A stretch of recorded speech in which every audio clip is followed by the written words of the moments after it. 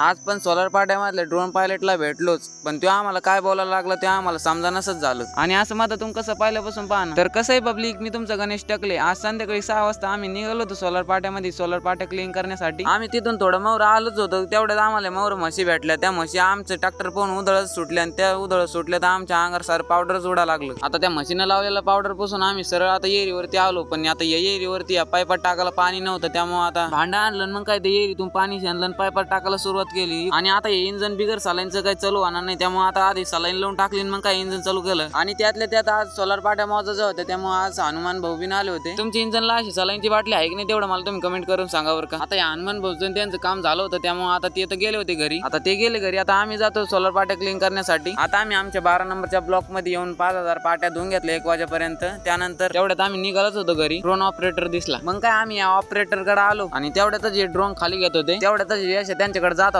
आणि तेवढ्यात ती काय म्हणली, याला मू. आता मराठी सोडा आणि हिंदी सोडा, डायरेक्ट ते इंग्लिश मध्येच बोलले आम्हाला. एवढ्या रात्रीची बिन त्या ड्रोन मध्ये 4K शूटिंग निघते संध्याकाळची बिन. पाट्यातला माणूस डायरेक्ट क्लिअर दिसतो. आणि हा, तुम्ही अजून फॉलो नसेल केलं तर लवकर फॉलो करून घ्या आणि आपले 1000 फॉलो कम्प्लीट करून टाका.